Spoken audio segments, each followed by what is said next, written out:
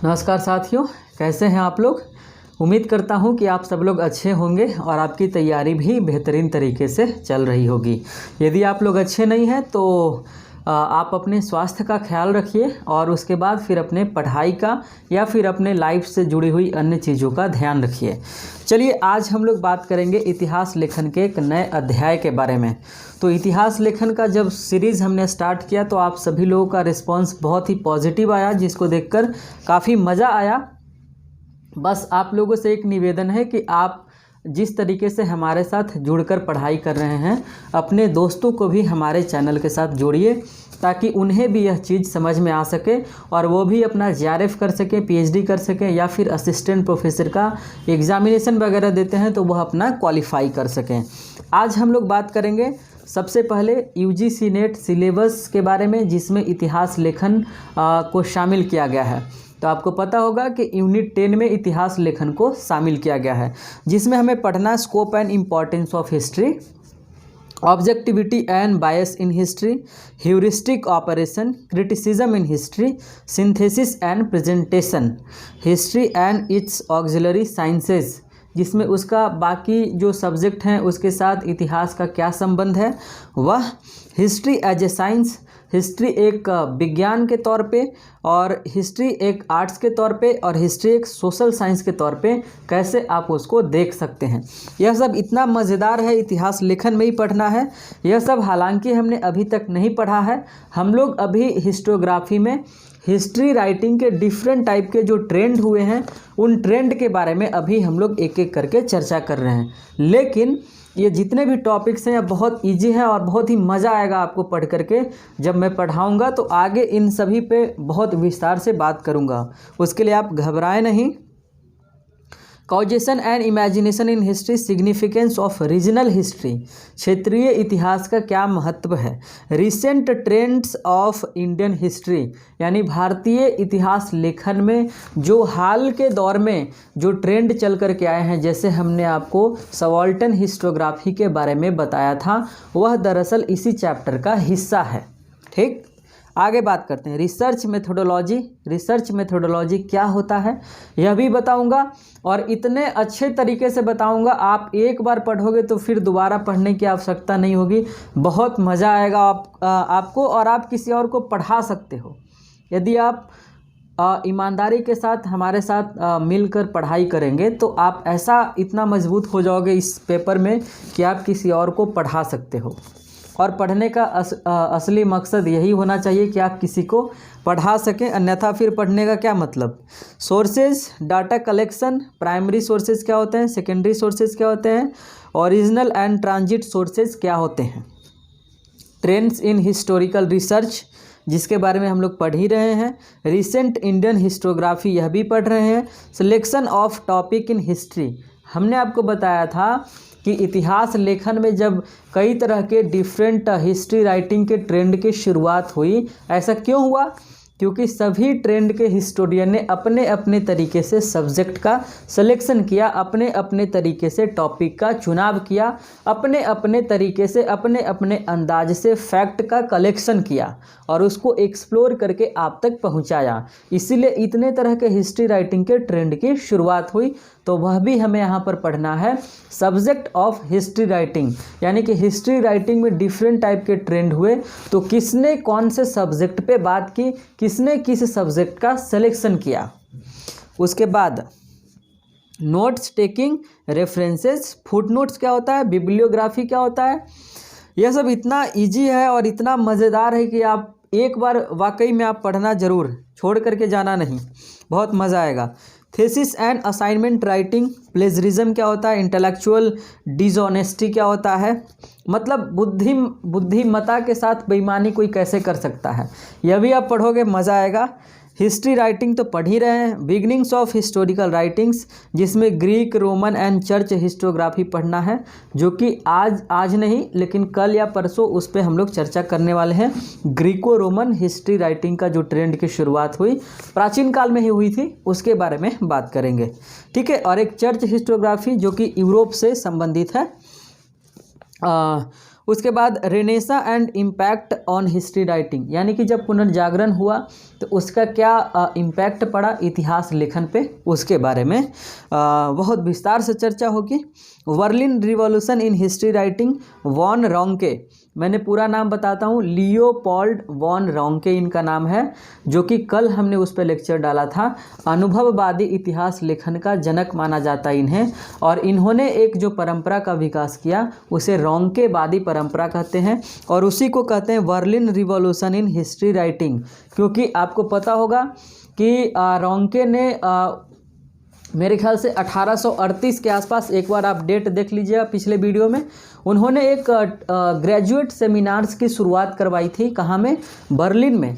और क्यों करवाई थी? क्योंकि बर्लिन विश्वविद्यालय में वह खुद एक प्रोफेसर के तौर पे कार्यरत थे।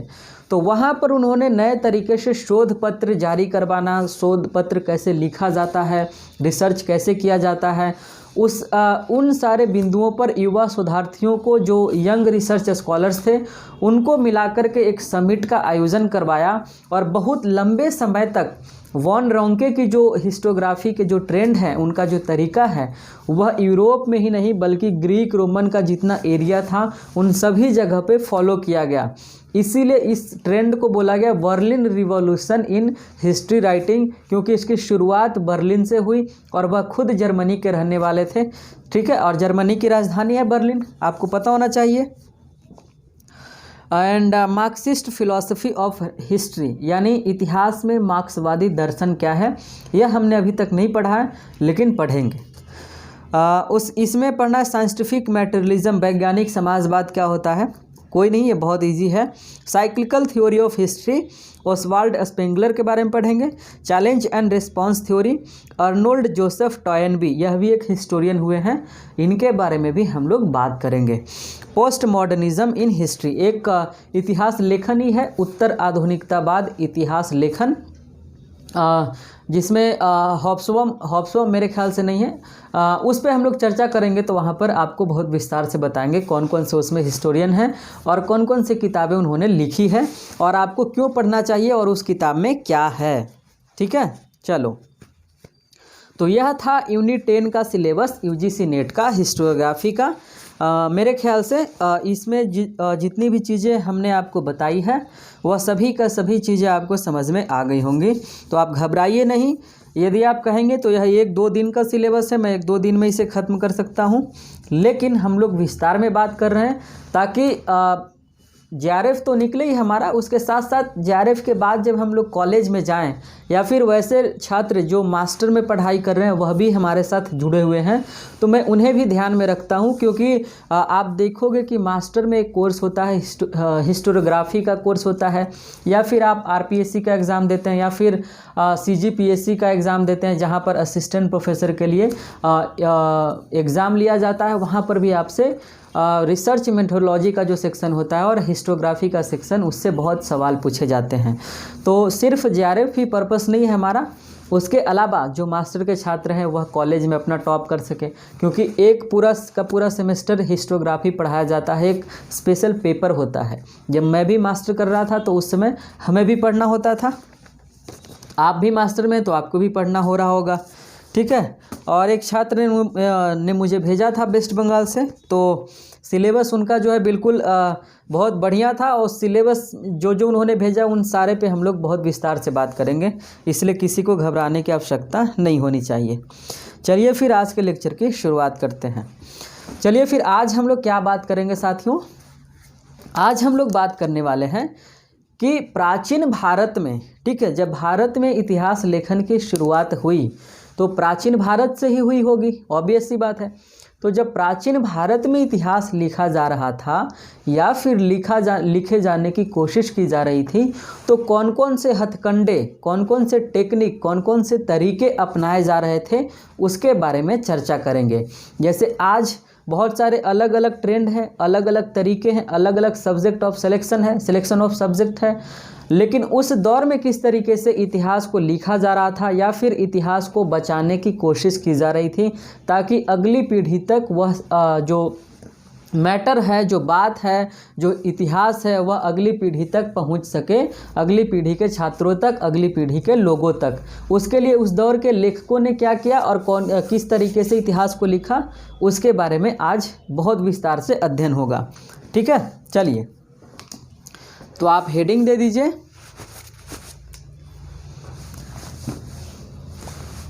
क्या हेडिंग दीजिएगा? चलो, हिस्ट्री दिख रहा है ना? हाँ ठीक है।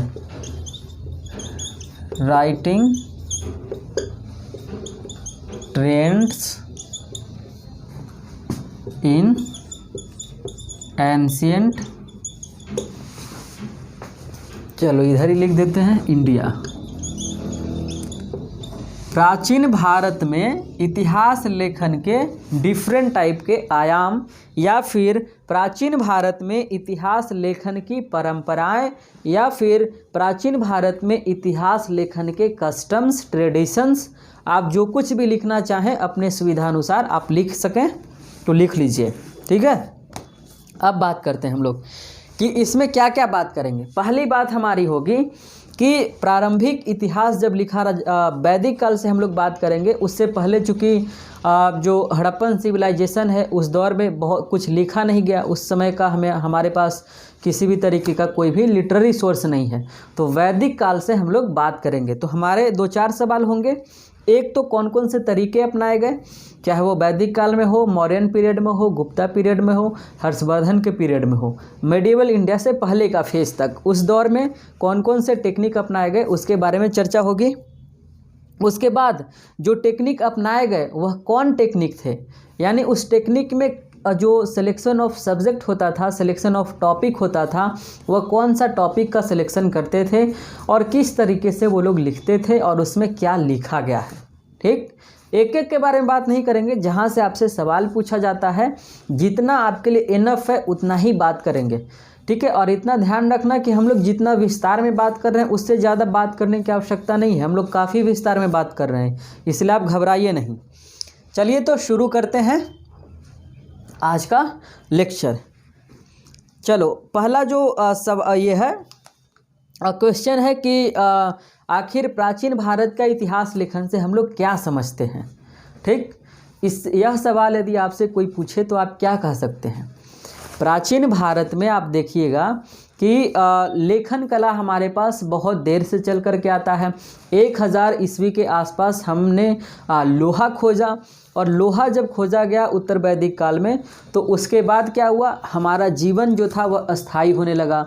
जैसे ही जीवन अस्थाई हुआ तो हमने एग्रीकल्चर करना शुरू किया। लोहा आया तो एग्रीकल्चर हुआ, एग्रीकल्चर हुआ तो जीवन अस्थाई हुआ। जब जीवन अस्थाई होगा तभी हम लोग किसी चीज़ को लिखना पढ़ना शुरू करेंगे। उससे पहले हड़प्पा सभ्यता में लोगों ने लिखा था, लेकिन उन लोगों ने जो लिखा वह आज तक पढ़ा ही नहीं गया। उस लिपि को बोला गया पिक्टोग्राफिक स्क्रिप्ट, भाव चित्रात्मक लिपि में उन्होंने जो बातें लिखी वह आज तक किसी ने नहीं पढ़ पाया। इसीलिए हड़प्पा काल का अध्ययन करने के लिए हमारे पास सिर्फ और सिर्फ आर्कोलॉजिकल सोर्सेज हैं, लिटरेरी सोर्सेज नहीं हैं। अब आते हैं वैदिक काल में। तो जब आप वैदिक काल में आएंगे तो वैदिक काल में कई तरीके के हथकंडे अपनाए गए लिखने के लिए, लेकिन वैदिक काल में भी जिस वेद की बात करते हैं वह वेद श्रुति पर आधारित है। यानी कि मैंने आपको बोला, फिर आप अपने स्टूडेंट को बोले, वह अपने स्टूडेंट को, वह अपने स्टूडेंट को, वह अपने बेटे को, बेटे को, बेटे को, ऐसे करके अगले जनरेशन तक चलता गया। इसीलिए गुप्त काल में आकर के ऋग्वेद का या फिर जितने भी धार्मिक ग्रंथ हैं उन सभी का किताब के तौर पे संकलन हुआ। उससे पहले किताबी तौर पे उनका संकलन नहीं हुआ था, वेद श्रुति पर आधारित है। यह सवाल कई बार पूछा गया है, आपसे भी पूछा जा सकता है, वेद निम्नलिखित में से किस पर आधारित है, श्रुति पर, लेखन पर, इस तरीके से 3-4 ऑप्शन रहेंगे। तो हमेशा याद रखिएगा वेद श्रुति पर आधारित है। ठीक, वेद का संकलन किताब के रूप में काफ़ी बाद में हुआ, तो 600 BC के आसपास। ठीक है, कब?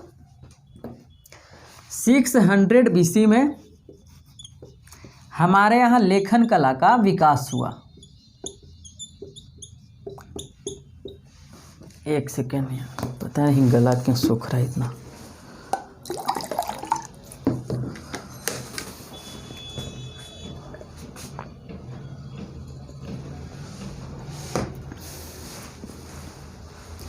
अब देखो कि 600 BC में जब लेखन कला का विकास हुआ तो 600 BC कौन सा पीरियड है? यह पीरियड है जैन का, यह पीरियड है बुद्ध का, है ना।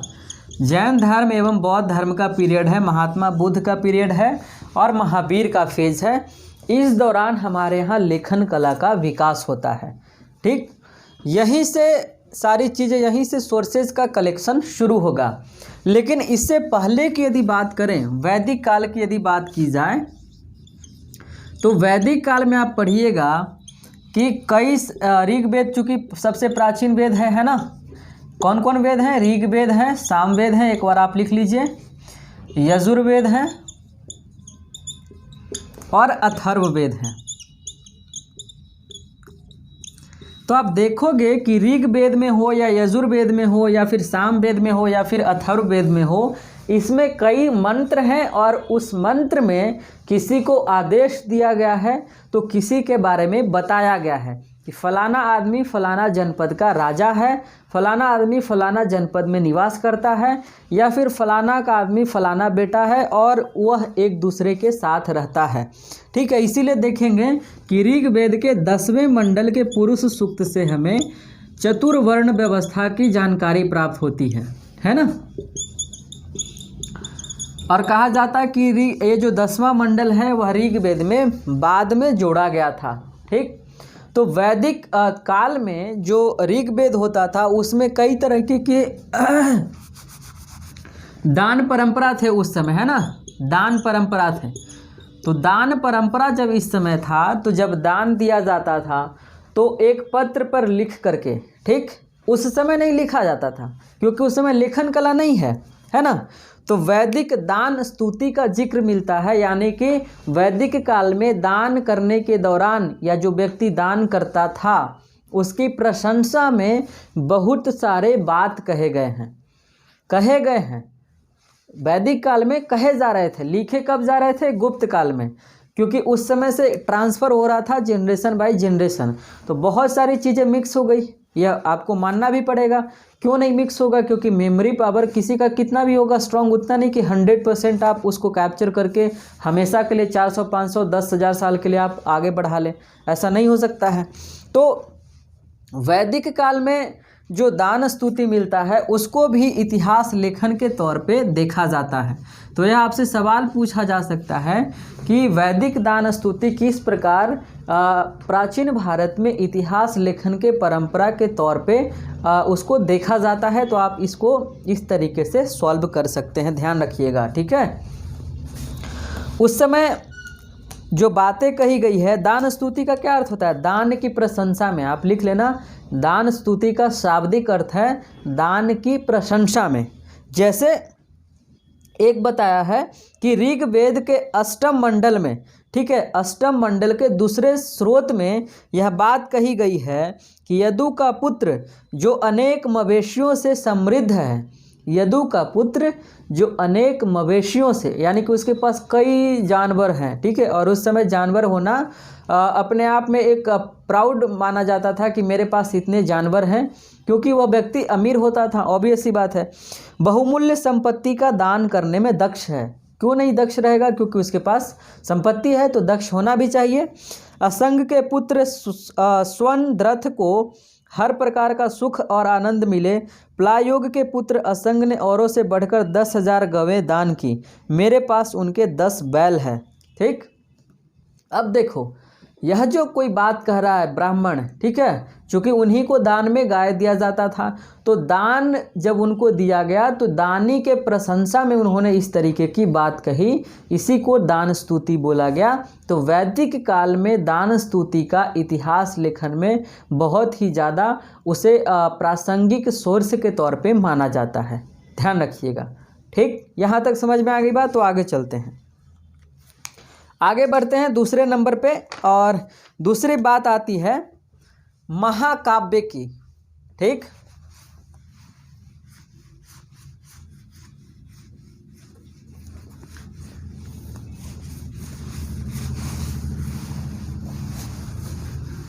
इस समय जो लिखे जा रहे हैं उसमें हमने आपको बताया कि इस समय जो हिस्ट्री राइटिंग के लिए जो सब्जेक्ट सिलेक्शन हो रहा था पहला मैंने आपको बताया वैदिक दान स्तुति का सहारा लिया गया है। ठीक, दान स्तुति इधर से नहीं होना चाहिए मेरे ख्याल से, एक बार देख लें। चलो ठीक है, स्तुति इधर से। चलिए अब देखो कि जब वैदिक काल से आगे बढ़ते हैं हम लोग, ठीक है, तो वैदिक काल से आगे बढ़ते हैं तब हमारे पास चल करके आता है महाकाव्य। ठीक, महाकाव्य कौन है? मुख्य तौर पे दो यहाँ पर, रामायण और महाभारत। ठीक, रामायण और महाभारत। लेकिन अधिकतर लोग, जो मैक्सिमम लोग हैं, वह महाभारत को एक इतिहास मानते हैं। जैसे कुरुक्षेत्र वगैरह है, पांचाल वगैरह है, दिल्ली में अभी इंद्रप्रस्थ वगैरह है, इन सभी शहरों का जिक्र मिलता है महाभारत में। इसीलिए महाभारत को इतिहास के दृष्टिकोण से बहुत सारे लोग देखते हैं। हालांकि इसको साबित करना नामुमकिन है, लेकिन इसको विश्लेषण करते हैं। इसको इतिहास लेखन में विश्लेषण के लिए इसका प्रयोग किया जाता है, तुलनात्मक अध्ययन के लिए। रामायण जो है इसको इतिहास के दृष्टिकोण से नहीं देखा जाता है, बल्कि रिलीजियस इपिक के दृष्टिकोण से देखा जाता है। ध्यान रखिएगा। ठीक, दोनों बातें चलो ठीक है, आप इतिहास का विद्यार्थी होकर के पढ़िए। ठीक है, आप किसी भी रिलीजन के हैं, किसी भी कहीं से भी आप चल करके आते हैं, उसको आप पहले अपना जो चोला पहनना है, अपने जाति का, धर्म का, रेस का, क्षेत्र का, इन सभी को आप बाहर रख दीजिएगा। उसके बाद फिर क्लास अटेंड कीजिएगा, तभी आप सीख पाओगे। नहीं तो आप इतिहास का छात्र होकर यदि किसी बायस होकर के आप सोचोगे तो फिर आप नहीं सीख पाइएगा। ठीक है, और एक बेहतरीन रिसर्च स्कॉलर वह कभी नहीं बन सकता है जो किसी तरीके का कोई चोला ओढ़े हुए हो। इसलिए आप हटा करके यहाँ पर आना। आगे बात करते हैं। ठीक है, कहता है कि महाकाव्यों की कथाओं के सार पहली शताब्दी ईसा पूर्व के प्रारंभिक शताब्दियों में मिल सकते हैं। ठीक, पहली शताब्दी ईसा पूर्व के बारे में इसमें बात की गई है। दावा किया जाता है कि फर्स्ट सेंचुरी एडी का बीसी का है यह। ठीक, फर्स्ट सेंचुरी बीसी का है, लेकिन इन दोनों का भी जो संकलन किया गया है वह फोर्थ सेंचुरी एडी में किया गया है, फिफ्थ सेंचुरी एडी में किया गया है। कहाँ? गुप्त काल में। जितने भी आप धार्मिक ग्रंथ देखते हो उन सभी का किताब के तौर पे संकलन जो किया गया है वह गुप्त काल में ही किया गया है। ठीक, दो बात लिखें। पहली बात यह लिखें कि महाकाव्यों में जो चित्रित घटनाएं हैं उनकी ऐतिहासिकता, यानी कि उनका जो रिलायबिलिटी है, उनका जो विश्वसनीयता है, उसको साबित करना बिल्कुल पूरी तरीके से नामुमकिन है, एकदम असंभव है। आर्कियोलॉजी उस पर काम कर रही है, लेकिन अभी तक कुछ नहीं हो पाया है। इसीलिए आप भी इतिहास लिखेंगे तो आप किसी के सामने बोलें तो आप डायरेक्ट इस तरीके से नहीं बोल सकते हैं कि उसका हिस्टोरिकल प्रमाण है। वह मेटाफिजिक्स की दुनिया का हिस्सा है, और मेटाफिजिक्स के बाद मेटाफिजिक्स के पास उस तरीके से प्रमाण नहीं होते हैं। ठीक है, क्योंकि उनका स्टडी जो होता है वह क्वालिटेटिव स्टडी होता है, और प्रमाण मुख्य तौर पे आपके पास क्वांटिटेटिव स्टडी में ही चल करके आएगा। ठीक है, चलो, और एक बात लिख लीजिए कि महाभारत में चंद्रवंश का जिक्र है और रामायण में सूर्यवंश का। ठीक, हालांकि इससे सवाल आता नहीं, लेकिन मान लो कि आ जाए। ठीक है, महाभारत जो है चंद्रवंशियों का है और रामायण जो है इसमें सूर्यवंशियों का उल्लेख है। रामायण के बारे में पूरा पढ़ना नहीं है, बस इतना जानो कि इनकी जो हिस्टोरिसिटी, इनका जो इम्पोर्टेंस है, इनका जो रिलायबिलिटी है हिस्ट्री राइटिंग के ट्रेंड में, वह क्या है, बस इतना समझिए। इससे ज़्यादा आपको नहीं समझना है। ठीक है, तो प्राचीन भारत में जब हिस्ट्री राइटिंग लिखे जा रहे थे तो इनका भी कहीं ना कहीं इम्पोर्टेंस रहा है, इतिहास लेखन के दृष्टिकोण से नहीं, बल्कि उस चीज़ को एक्सप्लोर करने के दृष्टिकोण से, एक कंपैरेटिव स्टडी करने के दृष्टिकोण से। क्योंकि दावा तो किया जा रहा है फर्स्ट सेंचुरी बीसी का है, किताब के रूप में संकलन हो रहा है फोर्थ या फिफ्थ सेंचुरी बीसी में। जब गुप्त काल आया तो बहुत सारी चीज़ें मिक्स हो गई, बहुत सारी चीज़ें असंबद्ध प्रतीत होती है, यानी एक दूसरे से कनेक्शन इस्टेब्लिश नहीं हो पाता है। इसीलिए इनकी जो ऐतिहासिकता है उस पर बहुत ही मामला गड़बड़ है, संदिग्ध है, आप साबित नहीं कर सकते हैं। तो बस इसमें इतना ही बात समझिए। उसके बाद हम लोग बात करते हैं तीसरे नंबर पे। तीसरा कौन सा टेक्निक था जिसको इम्पोर्टेंस मिला है और जिसका भी रोल है प्राचीन भारत के इतिहास लेखन में। तीसरे नंबर पे जो है वह है पुराण। ठीक, पुराण के बारे में भी बोला जाता है कि यह 1st सेंचुरी एडी का है। ठीक है, 1st सेंचुरी एडी का, मेरे ख्याल से एडी या बीसी होना चाहिए। ठीक है, चलो ठीक है, 1st सेंचुरी एडी का है ना, 1st सेंचुरी एडी के मिड पीरियड का। और इसमें उस दौर के सोसाइटी के बारे में, कल्चर के बारे में, उस समय का जो इकॉनमी है उसके बारे में, उस समय के पॉलिटिकल जो सिचुएशंस हैं उसके बारे में जिक्र मिलता है। तो जो हिस्ट्री राइटिंग में एक जो क्रोनोलॉजिकल ऑर्डर मेंटेन करना होता है उसमें पुराण का भी कहीं ना कहीं इम्पोर्टेंस हमें दिखता है। और यह इसमें आपसे सवाल पूछा जाता है कि पुराण में जो वंशावलियां दी गई हैं, जो उसमें जेनेटिकल ऑर्डर दिए गए हैं कि इस वंश ने शासन किया, वह ऑर्डर दरअसल हमें इतिहास लेखन को एक डेकोरेटिंग वे में, एक क्रोनोलॉजिकल ऑर्डर में, डेकोरेटिंग वे में नहीं, एक क्रोनोलॉजिकल ऑर्डर में सजाने में, समझने में मदद करता है। क्योंकि आप देखोगे कई ऐसे पुराण हैं, जैसे आपने पढ़ा होगा कि वायु पुराण है, मत्स्य पुराण है। वायु पुराण में हमें गुप्त काल की चर्चा मिलती है, मत्स्य पुराण में हमें इसमें भी हमें गुप्त काल की चर्चा मिलती है। एक पुराण है उसका नाम मैं भूल रहा हूँ, उससे हमें मौर्य काल के बारे में जानकारी प्राप्त होती है ना। तो यह भी दरअसल कहीं ना कहीं हिस्ट्री राइटिंग में मदद करता है। यहाँ पर एक पॉइंट आप लिखना कि इसमें सूत, इस दौर में पुराण जब लिखा जा रहा था तो इस दौर में सूत नामक एक अधिकारी हुआ करते थे। सूत नामक क्या होते थे? सूत कहलाने वाले, जिस तरीके से नोबेल क्लास होते हैं, इलिट वर्ग, उसी तरीके से इस समय एक वर्ग हुआ करता था, सोशल क्लास। और यह क्लास दरअसल इंटेलेक्चुअल क्लास था, बुद्धिजीवी वर्ग था। तो यह करता क्या था? उस दौर में, पुराण का जब दौर चल रहा था तो उस दौर में राजा के साथ रहता था ये लोग। कौन लोग? सूत लोग रहते थे। राजा के साथ रहना, मैदान में जाना, मैदान क्या, फील्ड का मैदान जहाँ युद्ध होता था वहाँ जाते थे, साथ में तलवार चलाना, और वो जो कुछ भी क्रियाकलाप करते थे उसको लिखना। वह कितना टैक्स इम्पोज किए, वह किनसे मिले, किनसे बातें किए, किनसे शादियाँ की, कौन सा क्षेत्र जीता, इन तमाम चीज़ों का जिक्र करते थे सूत अपनी किताबों में।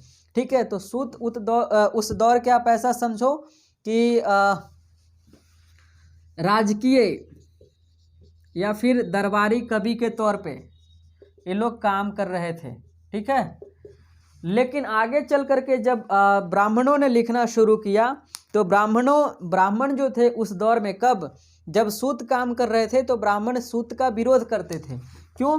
क्योंकि सूत और ब्राह्मण दोनों डोमिनेंट क्लास थे। ठीक है, लेकिन सूत को जगह मिला हुआ था, ब्राह्मणों को नहीं मिला हुआ था, तो एक दूसरे के अपोजिशन में थे।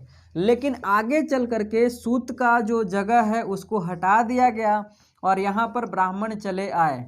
ठीक है, और ब्राह्मणों ने यह दावा किया कि पुराण का रचयिता हम लोग हैं। ठीक है, समझ में आ रही बात? ये सारी बात आप समझिएगा, तब चीज़ें आपको ज़्यादा समझ में आएंगी। यही वजह है कि आगे चल करके जब स्मृति ग्रंथ लिखे गए, जैसे मनु स्मृति लिखा गया, तो मनु खुद ब्राह्मण थे। तो मनु स्मृति में जो उस समय के सूत थे, सूत कौन? जो पुराण में यहाँ पर काम कर रहे थे, उस सूत को निम्न हैसियत का दिखाया गया है। हालांकि निम्न हैसियत के नहीं थे, निम्न हैसियत का मनु ने दिखाया है।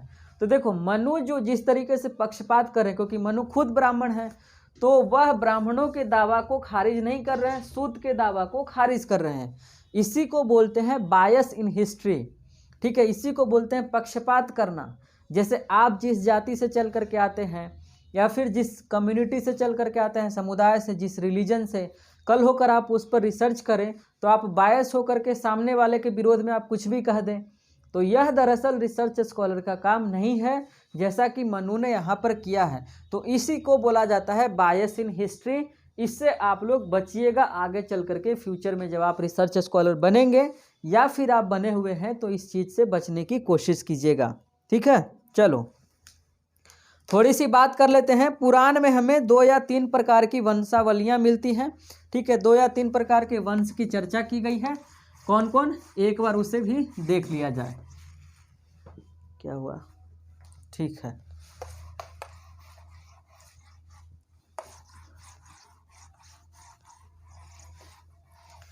क्या कौन कौन सा है? पुराण में हमें 2 या 3 प्रकार की वंशावलियाँ मिलती हैं। पहली में संतों की वंशावली है। ठीक है, 2 प्रकार की वंशावली का जिक्र है। किसमें? पुराण में। पहली जो है उसमें संतों की, संत कौन? उस समय के जो सेंट हैं, रिलीजियस सेंट, धार्मिक जो उपदेश देते थे, उनका जिक्र किया गया है। दूसरे में राजाओं का भी जिक्र किया गया है, राजाओं का जिक्र।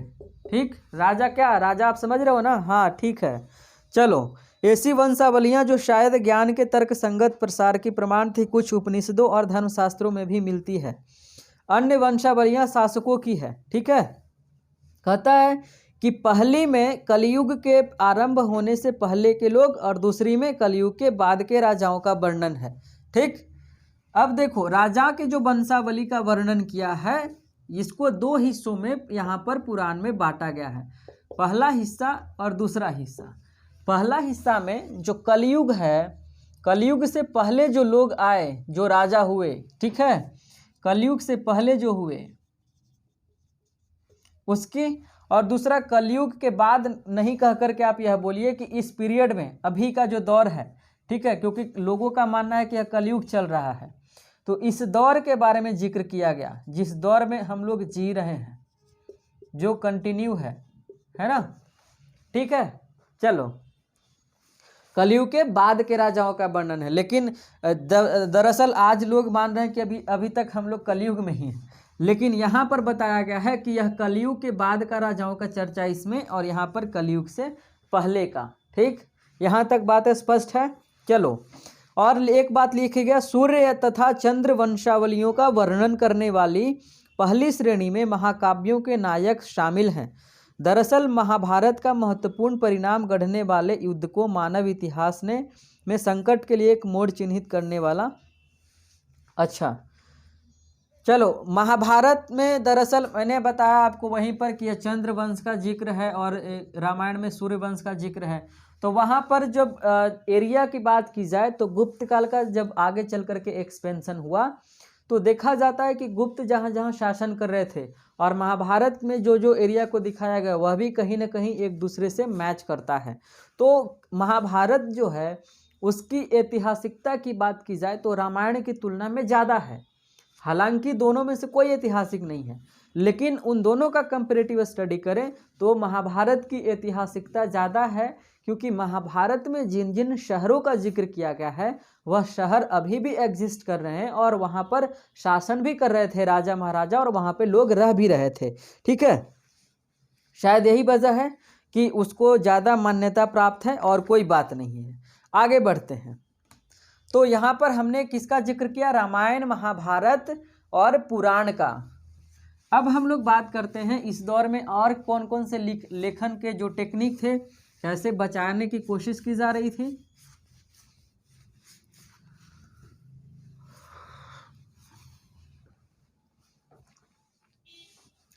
आगे बढ़ते हैं ना। अब बात करते हैं हम लोग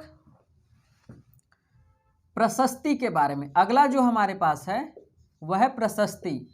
ठीक, प्रशस्ति का शाब्दिक अर्थ क्या होता है साथियों? प्रशस्ति का मतलब होता है प्रशंसा में, ठीक है, किसी की तारीफ में लिखा गया पत्र। ठीक है, आप लिखिए इसको, प्रशंसा में लिखा गया पत्र। ठीक है, दिख रहा है? हाँ ठीक है, चलो। तो आप देखिएगा कि रामायण महाभारत और पुराण के फेज के बाद, ठीक है, अब एक नया फेज आया जहाँ से प्रशस्ति लिखने की शुरुआत हुई।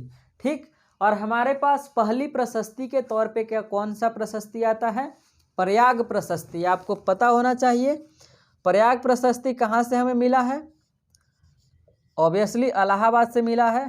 ठीक है, इलाहाबाद से लगभग 15-16 किलोमीटर की दूरी पर प्रयाग उस समय एक शहर हुआ करता था। वहाँ पर इसका जारी करवाया गया था प्रशस्ति। किसके ऊपर? अशोक स्तंभ के ऊपर। ध्यान रखना, प्रयाग प्रशस्ति जो है वह अशोक स्तंभ पर है।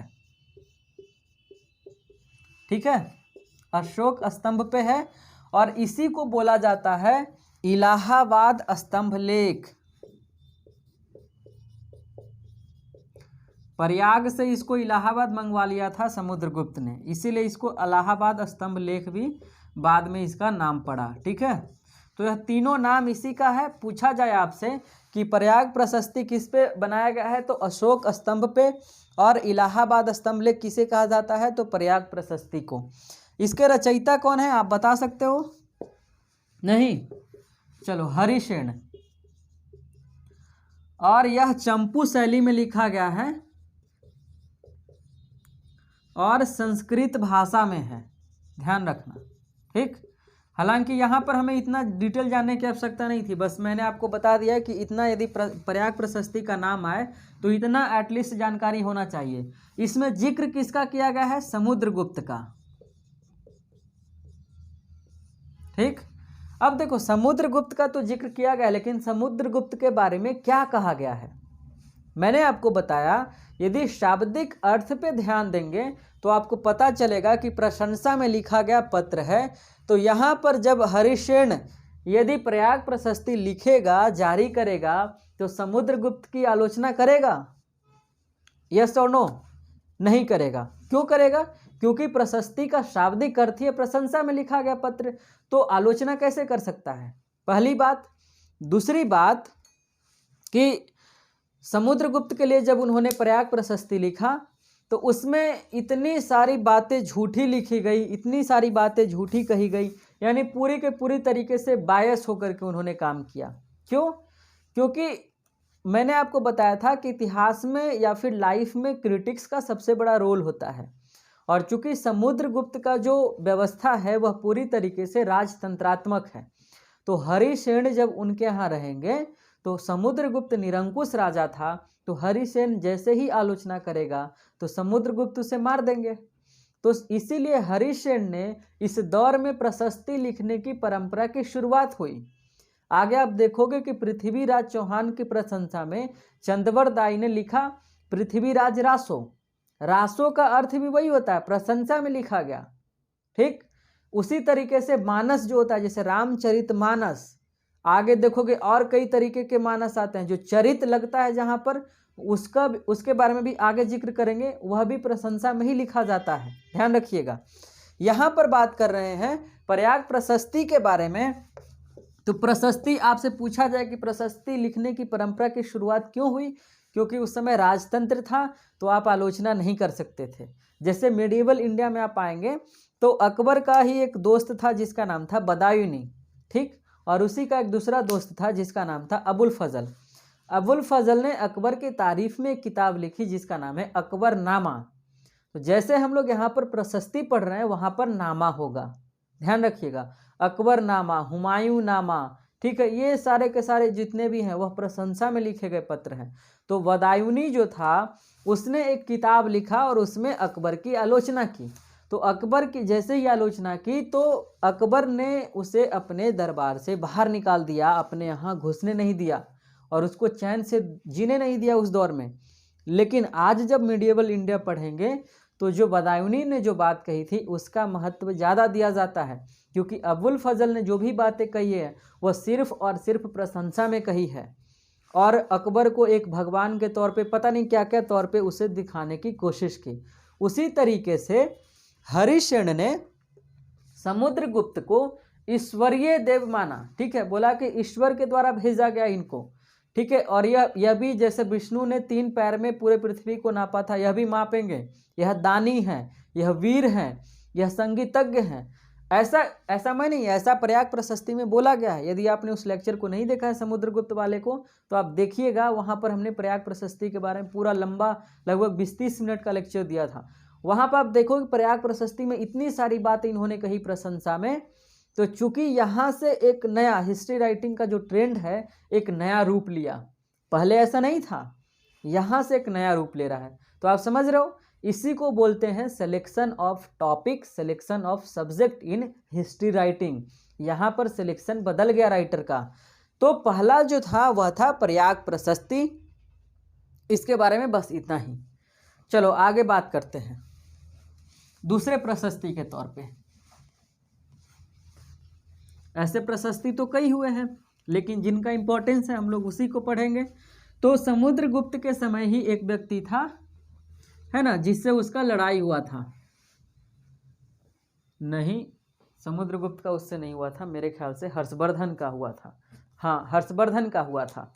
ठीक है, चलो उसका नाम है प्रशस्ति का, लिख लीजिए आप, एहोल प्रशस्ति। कई लोग इसे एहोल अभिलेख कहते हैं। मेरा हैंडराइटिंग खराब है इसलिए हंसना मत इस पर। एहोल प्रशस्ति है ना, इसके जो लेखक हैं उनका नाम है रवि कीर्ति। ठीक, और यह भी संस्कृत में लिखा गया है। किसमें? संस्कृत में लिखा गया है। और एहोल प्रशस्ति के अंतर्गत इसमें जो बात कही गई है वो किसके बारे में? पुलकेशिन के बारे में। पुलकेशिन कौन था बताइए? चालुक्य वंश का सबसे प्रतापी शासक। ध्यान रखना, पुलकेशिन द्वितीय, सिर्फ पुलकेशिन नहीं, क्योंकि पुलकेशिन प्रथम भी हुआ है। पुलकेशिन सेकंड चालुक्य वंश का शासक है। और इसकी लड़ाई होती है किसके साथ? हर्षवर्धन के साथ। और हर्षवर्धन के समय, उस समय उसके पास उसका एक दोस्त है जिसका नाम है बाणभट्ट। देखो इस तरीके से दोस्ती निभाया इन लोगों ने। इसका जो दोस्त है पुलकेशिन का, उसका नाम है रवि कीर्ति। ठीक, अब देखो यह अपने दोस्त के साथ जा रहा है, उधर से हर्षवर्धन अपने दोस्त बाणभट्ट के साथ आ रहा है। वह हर्षवर्धन और जो यह है कौन? पुलकेशिन सेकंड, इन दोनों की लड़ाई होगी। इन दोनों की जब लड़ाई हुई तो इन दोनों का दोस्त जो इसके दरबार में रहता था, जो लिखने का काम करता था, जो एक नंबर का डरपोक था, डरता था क्योंकि कुछ भी आलोचना में लिखता तो कटा जाता, काट दिया जाता ना, राजतंत्र चल रहा था, समझिए बात को। तो बाणभट्ट जब हर्षचरित्र लिखा उस समय, उसमें हर्षवर्धन की पूरा लगता है कि 8-10 पेज में लगातार केवल उसके उपाधि के बारे में जिक्र किया है। आपको कभी मौका मिला, आप रिसर्च करोगे तो आपको पढ़ने का मौका मिलेगा। आप देखोगे 4 से 5 पेज जो है हर्षवर्धन की केवल उपाधि के बारे में उसने बात किया है। हर्षवर्धन परम भट्टारक है, हर्षवर्धन महाराजा हैं, हर्षवर्धन महाराजा धीराज हैं, छत्राधिराज हैं। इतने सारी उपाधियां कि आप लंबा लंबा उपाधि, लगभग 1-2 लाइन का सिर्फ एक उपाधि है, उसका टाइटलमेंट है। ऐसा बाणभट्ट ने किया। तो बाणभट्ट से ज़्यादा चापलूसी किसी ने नहीं किया। जिस तरीके से अबुल फजल ने चापलूसी की है, बाणभट्ट ने चापलूसी की। जिस तरीके से हरिसेन ने समुद्रगुप्त की चापलूसी की, उसी तरीके से जब बाणभट्ट हर्षवर्धन की चापलूसी कर रहा था तो उसके ठीक कॉन्टेम्पररी फेज में साउथ इंडिया में पुलकेशिन सेकंड का जो दोस्त था रवि कीर्ति, वह पुलकेशिन सेकंड का चापलूसी कर रहा था। तो यहाँ से देखिए सिलेक्शन ऑफ सब्जेक्ट और ट्रेंड कैसे बदल रहा है। चापलूसी का ट्रेंड शुरू हुआ है ना, देखो। और उसके पीछे मुख्य वजह है सभी लोग अपना जान से प्यार करता है ना। और राजतंत्र चल रहा है तो आप कैसे आलोचना करोगे? अभी की तरह थोड़े ना कि आप प्रधानमंत्री के बारे में भी कुछ बोलोगे, है ना। चलो, तो एहोल प्रशस्ति के बारे में याद रखना, संस्कृत, पुलकेशिन सेकंड, दक्षिण इंडिया, चालुक्य वंश और राजतंत्र, रवि कीर्ति। रवि कीर्ति इतना अपने बारे में बहुत सेल्फिश आदमी था, घमंडी। रवि कीर्ति ने अपनी तुलना जो की है वह कहा कि मैं कालिदास और भैरवी की तरह हूँ। ठीक है, रवि कीर्ति ने अपनी तुलना भी की है, बता देता हूँ। जैसे लोग बोलते हैं ना कि मैं फलाना की तरह हूँ, तो इसने 2 लोगों का नाम लिया है कि मेरा जो टैलेंट है, इसने बोला है, मैं नहीं बोल रहा हूँ, ऐसा ही बोला है कि मेरा जो कौशल है, मेरा जो स्किल है, मेरा जो टैलेंट है वह कालिदास और भैरवी की तरह है। ठीक, ऐसा रवि कीर्ति ने कहा। तो घमंड देख रहे हो, ठीक है। चलो तो इसमें बस इतना ही बात याद रखिए। तो देखिए प्रशस्ति किस तरीके से इतिहास लिखने में मदद किया, और यह जो इस दौर का जो इतिहास है पूरा का पूरा चापलूसी का इतिहास है, उसके लिए आप टेंशन मत लीजिए। लेकिन आपको पढ़ना है तो आप पढ़िए कि उस दौर में कैसे लिखा जा रहा था। चापलूसी शब्द का इस्तेमाल आप कर सकते हैं, संवैधानिक शब्द है, गलत शब्द नहीं है ना। चलो, लेकिन इसको चापलूसी नहीं करके आप बोलना कि इस दौर में प्रशंसा से, ठीक है, प्रशंसा से अलंकृत किया हुआ ग्रंथ, ठीक है, अलंकृत मतलब प्रशंसा से सजाया हुआ ग्रंथ लिखा जा रहा था। एकदम पढ़े राजा खुश हो जाए, दिल गार्डन गार्ड, कुछ भी दिया बाणभट्ट, हर्ष देखा, अच्छे पढ़कर खुश हो गया। उसी तरीके से यहाँ पर पुलकेशिन भी खुश हो रहा था। चलो, तो प्रशस्ति, दो प्रशस्ति हमारे पास बहुत महत्वपूर्ण है, उसके बारे में हमने जाना।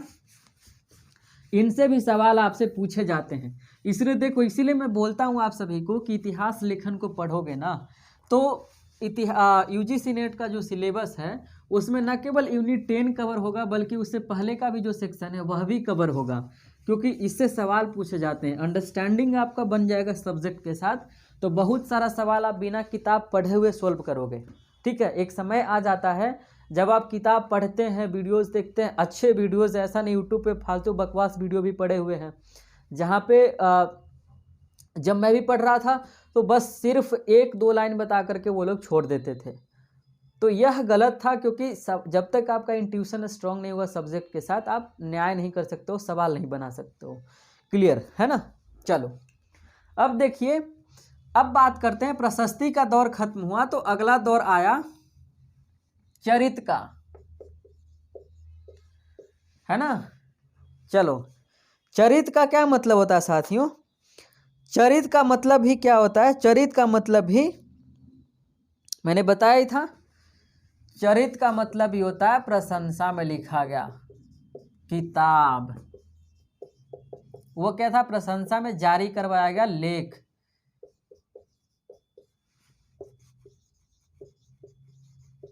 ठीक, ये किताब कितना भी लंबा हो सकता है, ठीक है। यह इसका जो शैली होता है, शैली, वह अलंकृत शैली होता है, बहुत डेकोरेटिंग वे में, जैसे दीपावली में घर सजाते हो ना, वैसे ही सजा करके लिखा है चरित को। ठीक है, चलो, तो चरित का शाब्दिक अर्थ आपसे पूछा जाए तो आप बोलना प्रशंसा में लिखा गया पत्र। और चरित की जो परंपरा की शुरुआत हुई है वह कहाँ पे हुई है? राजतंत्रात्मक व्यवस्था के अंतर्गत।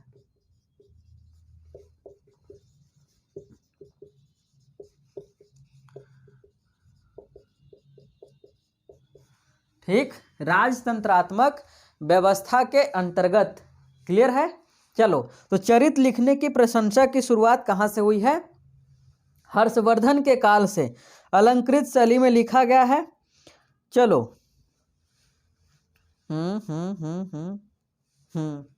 अच्छा, ठीक है। हर्षवर्धन से पहले एक और चरित था, है ना, उसको भी एक बार हम लोग देख लेते हैं।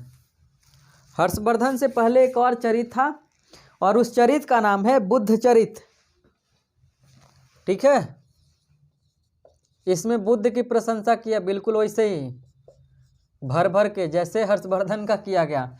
राइटर का नाम लिख लो, अश्वघोष। लेकिन इसमें देखोगे कि बुद्ध की प्रशंसा के साथ साथ, अच्छा टाइम इसका आप लिख लीजिए, 1st सेंचुरी BC, बुद्ध के समय का नहीं है, ध्यान रखना, 1st सेंचुरी BC। तो इस समय भी राजतंत्र का ही फेज चल रहा है, ऐसा नहीं कि गणतंत्र आ गया है।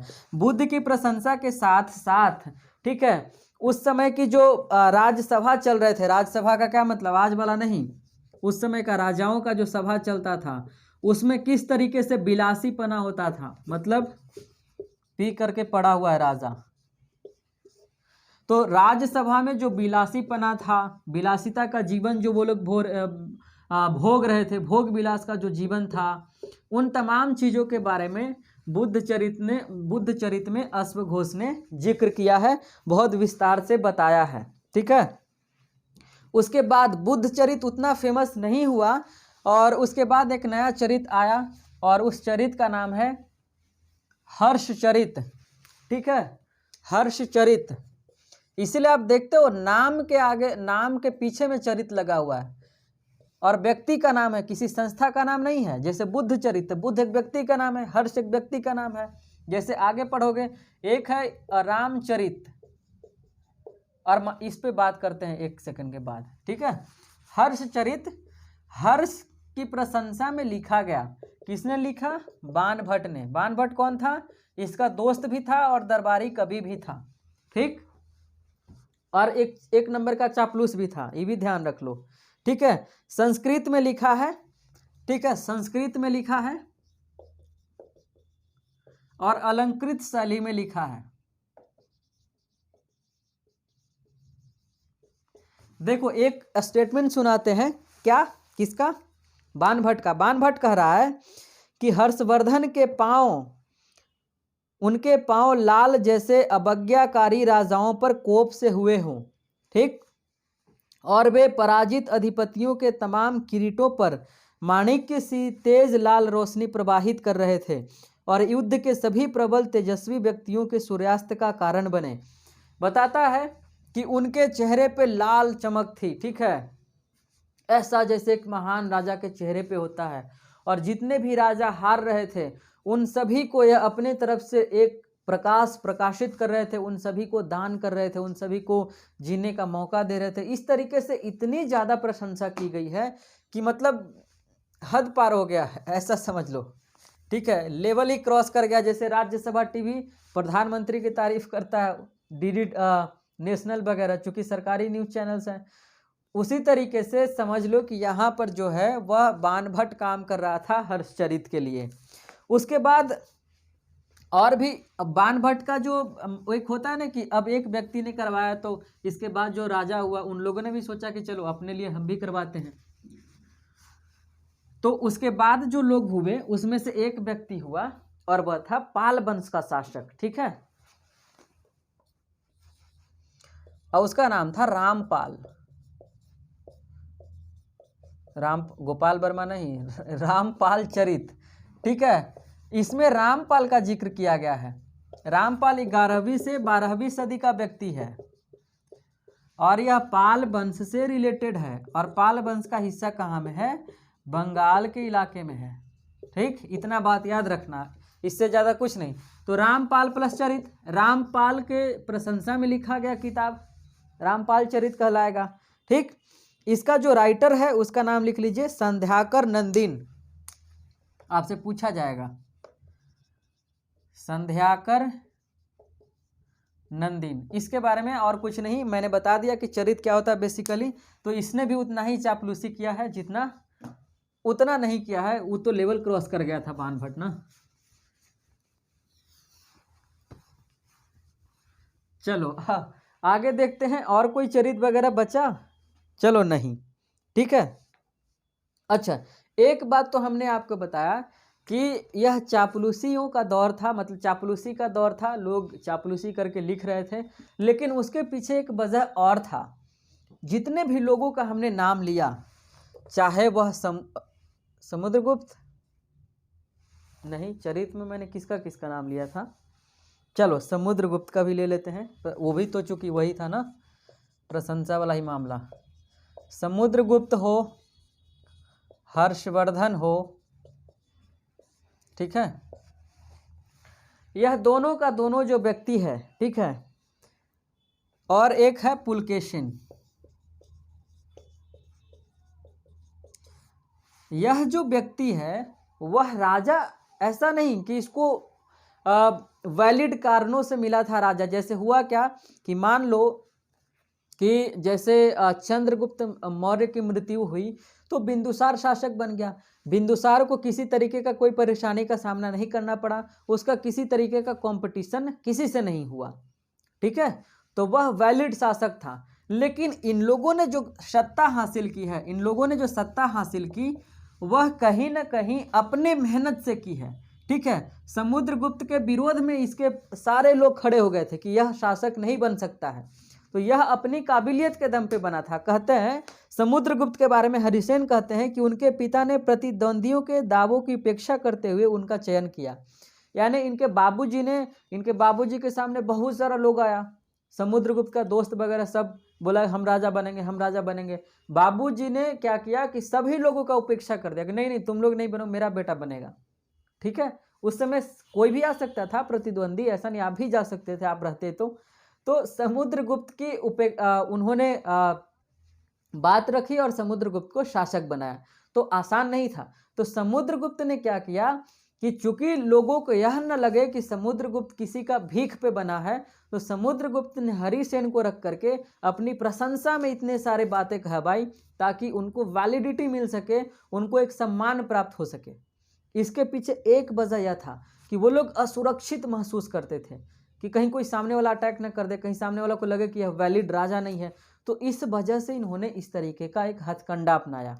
चापलूसी वाला तो था ही, एक हथकंडा यह है जो कि पॉजिटिव वे में यदि बोला जाए तो आप इसे कह सकते हैं कि वो लोग असुरक्षित महसूस कर रहे थे।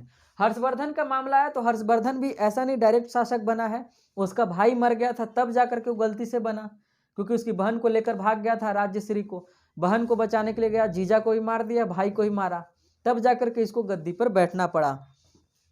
चलो, पुलकेशिन के साथ भी यही था, ये भी वैलिड, ऐसा नहीं कि चंद्रगुप्त जैसे मरा बिंदुसार बैठ गया, बिंदुसार मरा तो अशोक बैठ गया, ऐसा नहीं था। यह राजा का बेटा नहीं होकर के यह राजा का भतीजा था, अपनी मेहनत से बैठा था, तो यह भी अपने आप को असुरक्षित महसूस करता था।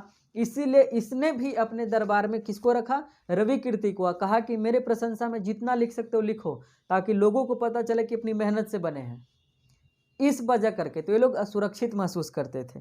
अब जितना बहाना हो जाए, चलो जानना है हमें, पढ़ना है, लेकिन आप इसको सीरियसली समझना, सभी बातों को लिखना और एक अंडरस्टैंडिंग बनाना, फिर कोई भी चीज़ रटने की ज़रूरत नहीं पड़ेगी, बहुत मज़ा आएगा।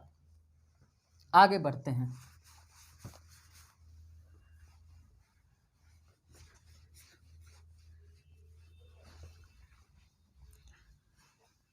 चरित्र के बाद एक ग्रंथ है जिसका भी प्राचीन भारत में उतना ही इम्पोर्टेंस है और उस व्यक्ति का नाम है, बस उस ग्रंथ को जानना है, और वह ग्रंथ है कल्हण के द्वारा लिखी गई किताब। कल्हण कहाँ का है? कल्हण कश्मीर का है। कल्हण ने किताब लिखी थी राजतरंगिणी। राजतरंगिणी ऐसे होना चाहिए, ठीक है, राजतरंगिणी, ठीक है। और इसका जो शाब्दिक अर्थ होता है राजाओं की नदी।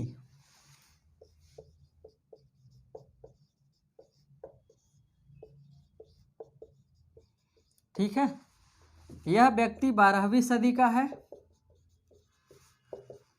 कश्मीर का रहने वाला है। और क्या है इसके बारे में, चलो, इसमें क्या कहा गया है, 8 पुस्तकें हैं या 8 तरंग है, ठीक है, यह पद भाषा में है, ठीक है, पद भाषा में, पद और गद्य होता है ना, तो ये पद में है, कविता के तौर पे, ठीक है। उसके अलावा एक बात और लिख लो, कश्मीर का आदि युगीन समुद्र से भूमि की सृष्टि का विवरण, 8 पुस्तकें या तरंग है। इसमें 8 पुस्तक बोलो या 8 तरंग बोलो या 8 अध्याय बोलो, जो बोलना है बोलो, लेकिन 8 याद रखना है ना। चलो, इसमें कश्मीर के बारे में जिक्र किया गया है। पहला जो शुरुआत का 3 तरंग है उसमें कश्मीर का इतिहास की बात की गई, पहला से तीसरा चैप्टर तक 7वीं सदी का कश्मीर,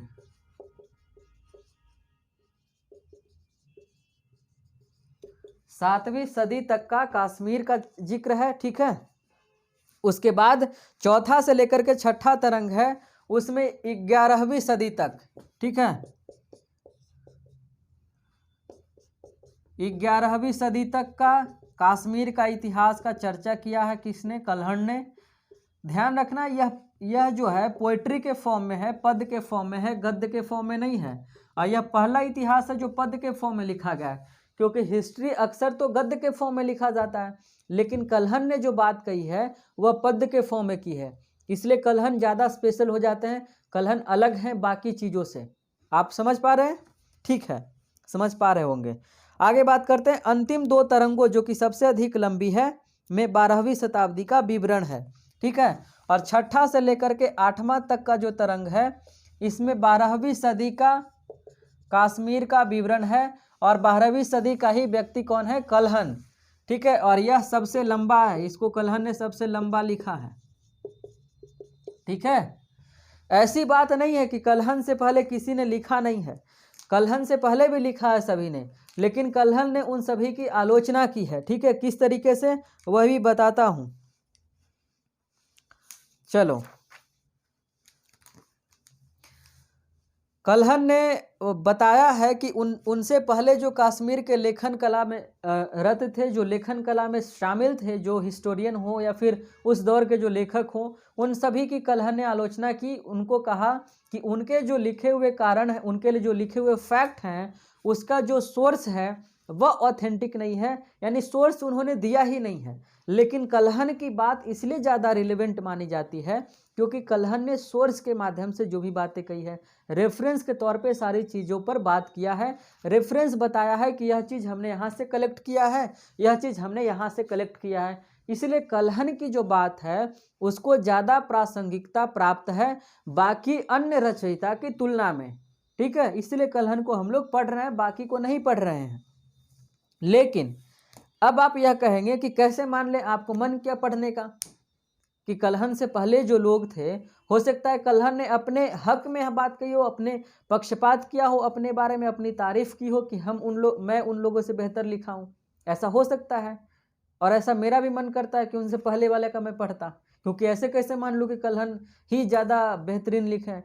तो लेकिन दुर्भाग्य यह है साथियों कि कल्हन से पहले जो रचयिता थे, उन सभी के जो लिखे गए ग्रंथ थे वह अभी हमारे पास उपलब्ध नहीं है किसी भी लाइब्रेरी में। तो जो कल्हन ने जो बात कही है उसी को मानना पड़ेगा, one and last, first and last वही है। तो आप इसको मान करके चलिए। ठीक है, चलो आगे बात करते हैं। और कुछ इसमें है, कुछ नहीं, संस्कृत भाषा। ठीक है, संस्कृत का यह भाषा है, ध्यान रखना। और इसको शांत रस में, ठीक है, हिंदी में कई तरह के रस होते हैं, प्रेम रस भी है, गंधर्व रस भी है, वीर रस भी है। उसी तरीके से एक रस है शांत रस। ठीक है, यानी कि यह शांत, इसमें जो लिखा गया बहुत शांति का मामला है, कश्मीर ऐसे भी शांत जगह है। ठीक है, तो इसीलिए आप ध्यान रखना। और कहता है कि कल्हन की राजभाषा से स्पष्ट रूप में निकटता थी, लेकिन वह दरबारी या राज्यसभा के कवि नहीं थे। भाषा संस्कृत है और रस यदि आपसे पूछा जाए किस कौन रस में लिखा गया है, तो शांत रस में। बहुत पीस मिलेगा पढ़ करके, ऐसे भी कश्मीर में जाओगे तो पीस मिलेगा। ठीक है, ये इतना बात ध्यान रखिएगा। कश्मीर की कल्हन जो है किसी भी राजा के दरबार में दरबारी कवि नहीं थे, आप गलती से कहीं पर टिक मत कीजिएगा। चलो आगे बात करते हैं हम लोग। और कल्हन ने जो बताया था वह कल्हन ने लिखित दस्तावेज के माध्यम से, उस समय के जो धार्मिक अनुदान प्रशस्ति होते थे उन सभी को कलेक्ट करके, उन सभी को सोर्स के तौर पे, संदर्भ ग्रंथ के तौर पे कलेक्ट करके इन्होंने लिखा था। इसलिए कल्हन वाला जो बात है वह ज़्यादा प्रासंगिक माना जाता है, ज़्यादा उसको रिलायबिलिटी प्राप्त है, विश्वसनीयता प्राप्त है, और कोई बात नहीं है। ठीक है, चलिए कल्हन की भी बात हो गई, अब थोड़ा आगे बात कर लेते हैं।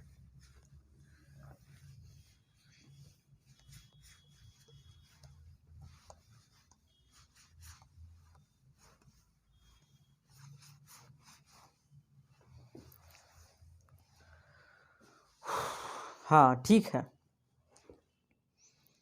क्या आगे कुछ है इतिहास लेखन की अन्य परंपराएं? चलो, अन्य परंपराएं में कुछ क्या हो सकता है? अन्य परंपरा में आप मान लो, जैसे उस दौर में जो मठ होते थे, ठीक है, चूंकि प्राचीन भारत की बात कर रहे हैं तो यहाँ पर अभी मस्जिद नहीं आएगा, यहाँ पर अभी चर्च नहीं आएगा, यहाँ पर केवल मठ होंगे। ठीक है, मठ होंगे या फिर मंदिर हो सकते हैं। ठीक, तो मठ जो होते थे वह धार्मिक लोग रहते थे यहाँ पर, ठीक है, स्पेशली संत वगैरह। तो मठ और राजा के बीच में होता था जो बहुत ही घनिष्ठ संबंध हुआ करता था। ठीक, लेकिन कभी कभी मठ जो है राजा के अगेंस्ट भी चला जाता था, लेकिन राजा भी कभी कभी मठ के अगेंस्ट चला जाता था। तो जो सोर्सेज जो थे, जो दस्तावेज थे, वह मुख्य तौर पे मठ के पास उपलब्ध थे। लेकिन मठ राजा के अधीन थे, है ना। लेकिन मठ धार्मिक अनुष्ठान करता था, धार्मिक प्रधान था, तो दोनों के बीच में कॉन्फ्लिक्ट होता था। तो जहाँ जहाँ पे दोनों के बीच में कॉन्फ्लिक्ट हुआ, वहाँ वहाँ से किसी भी प्रकार का दस्तावेज नहीं मिला। जहाँ जहाँ पे मठ से लेने की बात कही गई, वहाँ राजा नहीं लेने दिया, जहाँ राजा शक्तिशाली था। जहाँ पे राजा बोला कि मैं लेना चाहता हूँ, मैं लिखवाना चाहता हूँ, वहाँ पे मठ नहीं लेने दिया, क्योंकि वहाँ पे मठ शक्तिशाली था। तो सिर्फ एक ही जगह बचा पूरा दुनिया में जहाँ पे राजा और मठ के बीच में बहुत ही अच्छा संबंध था, जैसे अमित शाह और नरेंद्र मोदी के बीच में, ठीक है। और वह जगह जो था वह श्रीलंका, ठीक है। इसीलिए श्रीलंका में दो इतिहास लिखे गए हैं, इतिहास के दो किताब हैं, एक है दीपवंश और दूसरा है महावंश। इन दोनों को भी हिस्टोरिकल प्रमाण के तौर पे देखा जाता है, क्योंकि श्रीलंका एक ऐसा जगह था जहाँ पे मठ और राजा आपस में कॉन्फ्लिक्ट जोन में नहीं थे, एक दूसरे से लड़ाई नहीं कर रहे थे, एक दूसरे से प्यार मोहब्बत करते थे, है ना। इसीलिए यहाँ से मिलता है हमें। और उसके अलावा इस समय जो दान पत्र वगैरह होते थे वह तो मैंने बता ही दिया वैदिक काल में। और इस समय जो मठ वगैरह मुख्य तौर पे जैन बौद्ध का ही था, ठीक है, जैन और बौद्ध धर्म का ही था, ध्यान रखना, क्योंकि गुप्त काल के अंतिम चरण में मंदिर बनना शुरू होगा। तो यहाँ पर जो मुख्य इंपॉर्टेंस है जैन और बौद्ध का ही है। और दीपवंश और महावंश भी बौद्ध धर्म के ही ग्रंथ हैं, तो इसका भी इंपॉर्टेंस है हिस्ट्री राइटिंग में। अब बात करते हैं लास्ट बात, ठीक है।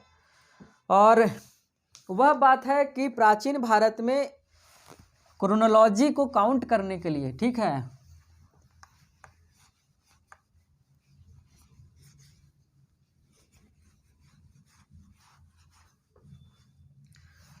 यहाँ तक तो हमने यह बात की कि प्राचीन भारत में इतिहास को बचाने के लिए या इतिहास को लिखने के लिए जिस जिस तरीके के हथकंडे तरीके अपनाए जा रहे थे, टेक्निक इस्तेमाल किए जा रहे थे, उसमें कौन कौन से महत्वपूर्ण टेक्निक थे, या महत्वपूर्ण नहीं, जितने भी टेक्निक थे हमने सब पे बात की है, ठीक है। कौन कौन से टेक्निक थे एक एक करके उस पर हमने बात कर ली। अब बात करते हैं कि इतिहास में क्रोनोलॉजी का बहुत इंपॉर्टेंस होता है, तो आप क्रोनोलॉजिकल ऑर्डर में कैसे सजाएंगे। तो उसको सजाने के लिए प्राचीन भारत में दो तीन संवत की शुरुआत हुई। संवत का क्या अर्थ है, अंग्रेजी में उसको कैलेंडर बोलते हैं। कैलेंडर आप समझते हैं ना, वही जिसमें आप डेट देखते हो, ठीक है। तो संवत प्राचीन भारत में दो तीन चल करके आया, उसके बारे में आप लिख लीजिए। और उसके आधार पे प्राचीन भारत में जो इतिहास लिखा गया, जो जो पीरियड चल करके आया, उस सभी का काल काउंट किया गया कि फलाना एडी से फलाना एडी तक, फलाना बीसी से फलाना बीसी तक, ठीक। तो उसका समय को काउंट करने के लिए, समय की गणना करने के लिए प्राचीन भारत में संवत की शुरुआत की गई। और संयोग से या फिर दुर्भाग्यवश कह सकते हो कि गुप्त काल से चीज़ें चल करके आई। शक संवत जो है शकों ने चलाया, गुप्त संवत जो है, और विक्रम संवत, यह तीन प्रकार के संवत, यह तीन प्रकार के कैलेंडर हमारे लिए इम्पोर्टेंस रखते हैं प्राचीन भारत के हिस्ट्री राइटिंग ट्रेंड में। आप समझ पा रहे हैं बात को, ठीक है। तो बस इन तीनों को लिख लीजिए, उसके बाद इसे खत्म करते हैं। जैसे आप लिखिए, एक तो है चंद्रगुप्त प्रथम ने करवाया था गुप्त संवत, चंद्रगुप्त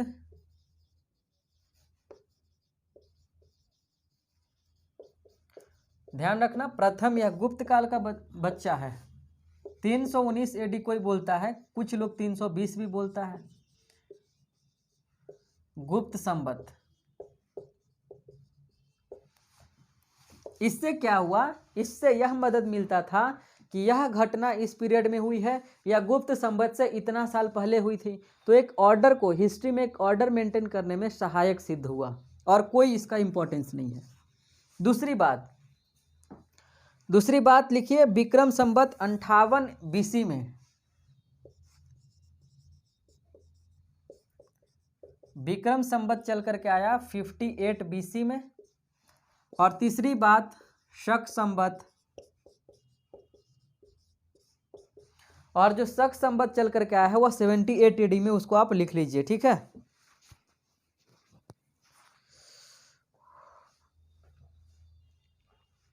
और कुछ,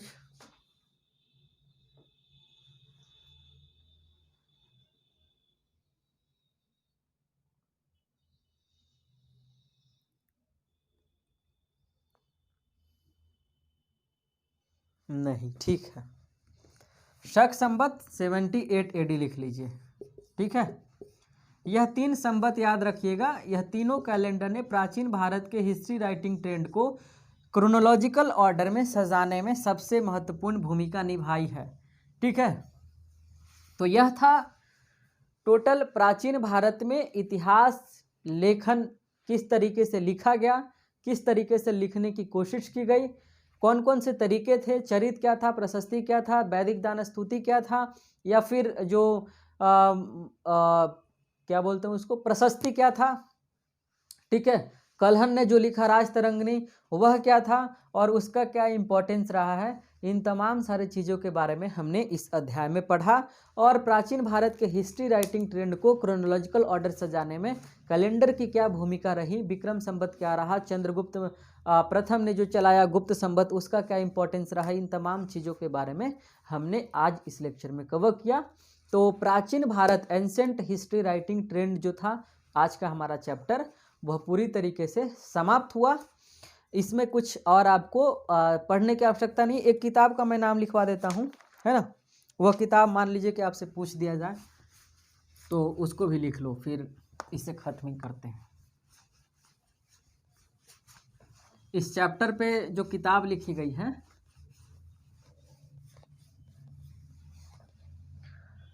ना, इस चैप्टर पे जो किताब है उसको मैं लिखवा देता हूँ पूरा। BS लिखिए, राइटर का नाम है BS पाठक।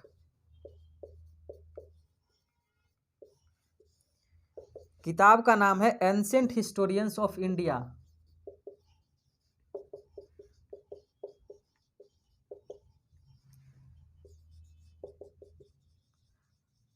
और यह लंदन से छपा है 1963 ईस्वी में, ठीक। दूसरा किताब लिखिए historians of India,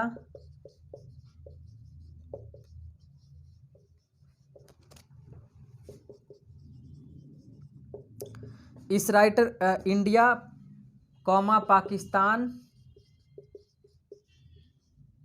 and Ceylon. Ceylon का क्या मतलब होता है, सिलोन श्रीलंका का नाम है, ध्यान रखना, कंफ्यूज मत होइएगा, ठीक है। यह भी लंदन से छपा है, ऑक्सफोर्ड यूनिवर्सिटी प्रेस ने छापा है इसको, और यह छपा था 1967 में, 67 में। तीसरा किताब लिखिए कल्चरल पास्ट। यह किताब पूछा भी गया नेट में कि यह किताब किसका है। Cultural past essays in early Indian history, early Indian history. यह 2000 में छपा है और यह न्यू दिल्ली से छपा है, लेकिन प्रेस का नाम है ऑक्सफोर्ड यूनिवर्सिटी ही, ठीक है, दिख रहा है ना।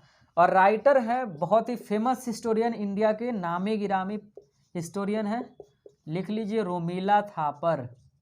JNU में पढ़ा भी रहे, प्रोफेसर रही हैं, अब तो रिटायर्ड हो गई हैं। पंजाब यूनिवर्सिटी लंदन से इन्होंने अपना पढ़ाई किया था। और आपको पता होना चाहिए रोमिला थापर ने जो अपना PhD किया है वो एल बैसम के अंतर्गत किया है। एल बैसम की बहुत फेमस किताब है जो हमेशा पूछा जाता है। किताब का नाम लिख लीजिए the wonder that was India, Hindi में अद्भुत भारत बोलते हैं। और यहाँ पर चौथा नंबर किताब लिखिए AK वार्डर, राइटर का नाम है AK वार्डर। किताब का नाम है एन इंट्रोडक्शन टू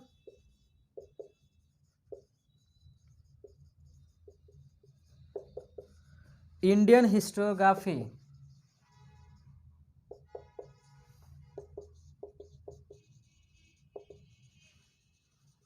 ठीक है, यह मुंबई से छपा था, कब, 1972 ईस्वी में, ठीक है। तो चलिए साथियों, आज का लेक्चर हम लोग यहीं पर समाप्त करते हैं। मेरे ख्याल से सारी चीज़ें आपको समझ में आ गई होंगी। कुछ चीज़ें समझ में नहीं आई हैं या फिर कहीं पर भी किसी प्रकार का कोई दिक्कत हुआ है तो आप मुझे कमेंट बॉक्स के माध्यम से ज़रूर बताना। और साथ में यदि आपको ज़रूरत पड़े तो आप मुझे मेल करना पर्सनली, यदि आप बात करना चाहें, किसी प्रकार का कोई समस्या हो, कोई संबंध हो तो। और कुछ नहीं, कुछ लोग मुझे मैसेज कर रहे थे फ़ी के बारे में। अभी मैं फ़ी वगैरह के बारे में कुछ नहीं सोचा हूँ। यदि आप मदद करना चाहते हैं तो आप स्वेच्छा से मदद कर सकते हैं, फ़ी वगैरह की कोई आवश्यकता नहीं है, आप पढ़ाई कीजिए बस, ठीक है। चलिए साथियों, तो फिर मिलेंगे हम लोग एक नए चैप्टर के साथ अगले लेक्चर में। तब तक के लिए शुक्रिया। आप अपना एवं अपनों का ख्याल रखिए। धन्यवाद।